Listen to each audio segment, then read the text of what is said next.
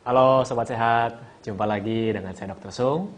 Pada video kali ini saya mau bahas 8 risiko akibat kekurangan sinar matahari.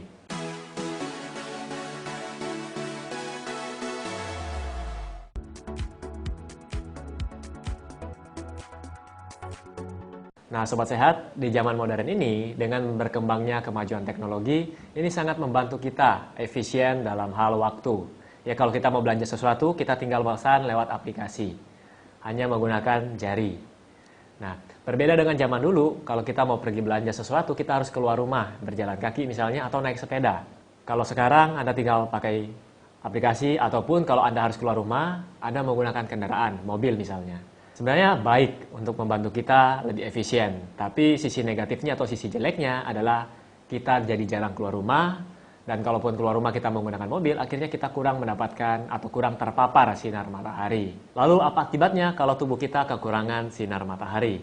Dulu kita semua pernah belajar di sekolah dasar bahwa ketika kita berjemur atau terkena sinar matahari, maka tubuh kita akan mendapatkan vitamin D. Namun masih banyak yang salah mengerti. Mungkin mereka menganggap bahwa sumber vitamin D adalah matahari. Sebenarnya bukan mataharilah yang mengandung vitamin D, tetapi dengan bantuan sinar matahari, maka tubuh kita dapat membuat vitamin D dengan sendirinya. Proses ini dimulai dari rusaknya cincin B provitamin D3 atau 7-dehidrokolesterol atau disingkat 7-DHC oleh sinar UVB dengan spektrum 280 sampai 315 nanometer. Jadi ini akan membentuk pre-D3. Lalu kemudian mengalami isomerisasi lagi, akan menjadi vitamin D3. Jadi prosesnya seperti itu dan berlangsung di dalam kulit kita. Jadi Anda tidak perlu bingung dengan penjelasan saya yang tadi, gampangannya seperti ini. Dengan bantuan sinar matahari tadi yang menyentuh kulit kita, jadi di sana terdapat provitamin D akan dirubah menjadi vitamin D di dalam kulit. Tapi tentunya dengan bantuan sinar matahari. Nah, mungkin Anda bertanya, saya harus jemur jam berapa, Dok? Ya, kayak jemuran aja dijemur. Jadi Anda harus terkena sinar matahari jam 10 hingga jam 3 sore. Anda pilih waktu yang tepat buat Anda. Ketika berjemur atau ketika Anda mencari sinar matahari, usahakan jangan menggunakan topi, jangan menggunakan payung, lengan panjang, celana panjang, ya. Sebaiknya Anda gunakanlah lengan pendek atau yang tidak ada lengannya, kemudian celana pendek, supaya kulit Anda terkena sinar matahari. Jangan Anda pikir, wah saya mau jemuran supaya takut tidak gosong, Anda menggunakan sunblock atau menggunakan payung. Jadi sama saja, kulit Anda tidak akan terkena sinar matahari. Jadi tadi masalah waktu, dari 5 menit sampai 30 menit. Loh, kenapa ada yang hanya 5 menit, kenapa ada yang kok sampai 30 menit? Itu kan dari 5 ke 30 kan sampai 6 kali lipat waktunya. Jadi saya mau jelaskan dulu, setiap orang pigmentasi kulitnya berbeda-beda. Ada yang pigmentasinya sedikit, ada yang pigmentasinya lebih banyak. Jadi pigmentasi ini seperti payung alami di kulit untuk mencegah tembusnya sinar matahari. Kalau sinar matahari tidak sampai menembus 7-DHC tadi yang saya sebutkan sebelumnya, otomatis sinar matahari tidak bisa dirubah menjadi vitamin D3. Nah, bagi orang tua juga, kadar 7-DHC-nya sudah mulai menurun. Jadi orang tua itu membutuhkan sinar, istilahnya dijemur lebih lama daripada dewasa muda. Karena kadar 7-DHC-nya sudah berkurang hingga 70%. Terus ada yang mungkin dari Sobat Sehat yang bertanya, pigmentasi itu apa, Dok? Nah, pigmentasi ini berhubungan dengan melanin yang terkandung di dalam kulit. Jadi semakin banyak melaninnya, maka perlindungan terhadap sinar UV tadi semakin kuat. Jadi tiap orang berbeda-beda, mulai dari warna kulitnya putih, kuning, kemudian coklat, sampai warna gelap. Jadi pada orang yang kulitnya berwarna gelap, pigmentasinya lebih banyak. Jadi membutuhkan waktu lebih lama untuk berjemur agar sinar matahari dapat menembus 7-DHC tadi. Jika tidak, percuma karena perlindungannya lebih kuat pada orang yang pigmentasinya lebih tinggi. Terus bagaimana dengan penggunaan tabir surya atau sunblock? Dengan menggunakan tabir surya, mungkin Anda takut gosong ya. Anda berjemur tapi takut gosong, cuma cari panasnya saja. Sebenarnya panasnya Anda dapat, tapi sinar matahari tidak dapat menembus sampai ke 7-DHC tadi karena tertutup oleh sunblock yang Anda gunakan. Jadi ini bisa mengurangi hingga 95% produksi vitamin D3 jika Anda menggunakan sunblock dengan SPF 30 ke atas. Terus kalau saya berjemur terlalu lama gimana, Dok? Anak saya kan suka main bola, suka main layangan di lapangan ya. Kalau kelebihan vitamin D3 gimana? Nggak overdosis, Dok? Jadi gini, saya mau jelaskan dulu. Vitamin D3 ini kan prosesnya secara alami dibentuk oleh tubuh kita sendiri. Jadi tidak akan mengalami overdosis atau keracunan karena Ketika terpapar sinar matahari atau UVB yang lama, yang panjang, otomatis tubuh akan menginaktivasi atau menonaktifkan proses pembuatan vitamin tadi. Jadi jangan khawatir buat para ibu atau para orang tua yang anaknya suka main bola atau suka main layangan. Tubuh kita otomatis menghentikan produksinya jika sudah cukup. Lalu ada pertanyaan lagi, kalau vitamin D3 atau vitamin D ini mudah didapat dengan sinar matahari aja sudah cukup, kenapa kok masih banyak yang kekurangan vitamin D? Jadi faktor yang pertama mungkin Anda tidak terkena sinar matahari yang cukup. Ya mungkin kesalahan tadi, saya pergi berjemur tapi gunakan lengan panjang, pakai topi atau pakai payung. Jadi itu percuma. Atau mungkin Anda lupa Anda menggunakan sunblock. Kemudian faktor yang kedua mungkin Anda ada gangguan malabsorpsi lemak. Karena vitamin D ini larut dalam lemak, metabolisnya membutuhkan lemak. Ketika Anda mengalami malabsorpsi lemak, maka otomatis akan terganggu produksinya atau sintesisnya. Kemudian faktor yang lainnya adalah Anda mungkin mengkonsumsi obat-obatan seperti obat-obatan antikonvulsan, obat-obatan HIV/AIDS, dan golongan kortikosteroid. Atau juga ginjal Anda sedang bermasalah. Jadi faktor-faktor ini juga dapat menghambat pembentukan atau kekurangan vitamin D dalam tubuh Anda. Lalu kita lanjut ke metabolisme vitamin D.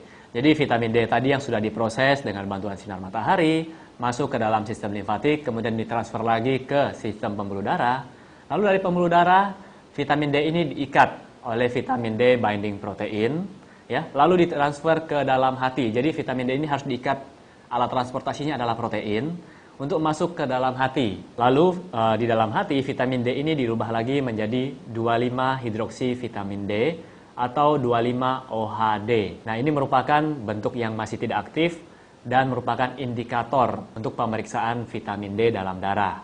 Nah, setelah melalui liver tadi atau hati, dilanjutkan prosesnya di ginjal. Nah, setelah itu akan menjadi bentuk aktif vitamin D atau disebut kalsitriol. Dan beberapa ahli memasukkan atau menggolongkan kalsitriol ini ke dalam golongan hormon. Nah, itulah sebabnya mereka-mereka yang punya masalah dengan liver atau ginjal akan mengalami gangguan metabolisme vitamin D. Nah, resiko apa saja yang bisa terjadi kalau Anda kekurangan vitamin D? Yang pertama adalah kelainan tulang. Jadi vitamin D ini dapat membantu regulasi penyerapan dari kalsium dan fosfat. Tentu saja ini sangat baik untuk pertumbuhan tulang dan gigi. Jadi baik masa janin, anak-anak, orang dewasa, semuanya membutuhkan vitamin D dengan dosis yang tepat tentunya.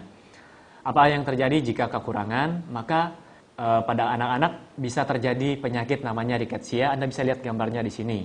Dan pada orang dewasa bisa terjadi osteomalacia. Penyakit ini beresiko pada mereka yang memiliki kadar 25-OHD di bawah 15 nanogram per mililiter. Kemudian penyakit yang selanjutnya atau resiko yang selanjutnya adalah osteoporosis dan fraktur. Penurunan kadar 25-OHD tadi mengarah ke penyakit hiperparatiroid sekunder. Jadi di sana terjadi gangguan proses pembentukan tulang. Secara alami, tulang ini mengalami perombakan dan pembentukan setiap harinya. Jadi tidak mungkin tulang kita akan bertumbuh terus. Tentu saja ada perombakan di sana. Namun dengan gangguan ini, perombakannya akan lebih besar dibandingkan pembentukan kembali. Akhirnya tulang ini mudah rapuh atau kita sebut dengan osteopenia, dan jika lebih parah akan mengalami osteoporosis pada dewasa. Kemudian yang ketiga adalah resiko kelemahan otot. Jadi resiko ini dikaitkan dengan kekurangan vitamin D3. Mereka-mereka yang kekurangan vitamin D3 biasanya mengalami kelemahan pada bagian otot-otot proksimal, jadi seperti tungkai atas dan tungkai bawah. Juga berpengaruh terhadap kecepatan kerja. Lalu yang keempat adalah resiko terkena kanker. Jadi bentuk aktif dari vitamin D3 ini atau kalsitriol itu dapat menghambat pertumbuhan sel kanker dengan proses apoptosis.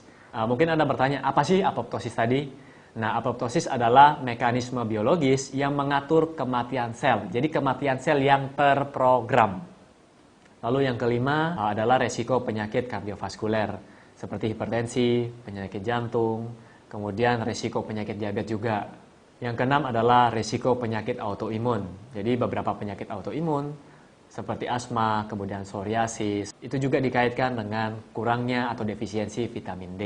Terus yang ketujuh adalah chronic pain. Jadi bagi Anda yang selalu merasa nyeri semua, otot-otot Anda, badan Anda, mungkin bisa jadi Anda kurang berjemur, akhirnya Anda kurang mendapatkan vitamin D. Lalu yang terakhir adalah depresi dan insomnia. Nah, ini juga dikaitkan dengan kurangnya vitamin D. Bagi Anda yang sering stres mengalami depresi, susah tidur di malam hari, coba evaluasi. Mungkin Anda kurang berteman dengan matahari. Jadi sebaiknya jam 10 sampai jam 3 Anda luangkan waktu Anda untuk berjemur. Jadi Sobat Sehat, semua resiko tadi yang telah saya sebutkan, itu ada kaitannya dengan kekurangan vitamin D. Coba Anda evaluasi lagi, mungkin Anda kekurangan sinar matahari atau vitamin D. Jadi bagi Anda yang sibuk kerja, coba luangkan waktu seminggu minimal 2 kali. Saya biasanya menyarankan pasien 3 kali sampai 5 kali untuk berolahraga dan kena sinar matahari. Tapi bagi Anda yang waktunya sangat mepet, ya paling tidak 2 kali dalam seminggu. Dan semoga informasi yang saya berikan ini dapat Anda mengerti. Mungkin tadi banyak bahasa-bahasa medis, tapi saya sudah jelaskan dengan bahasa manusia ya. Semoga Anda mengerti dan Anda bisa share ke teman-teman Anda. Bagi Anda yang menyukai channel kesehatan seperti ini, silakan klik like di bawah ini, subscribe, dan share pada teman-teman Anda.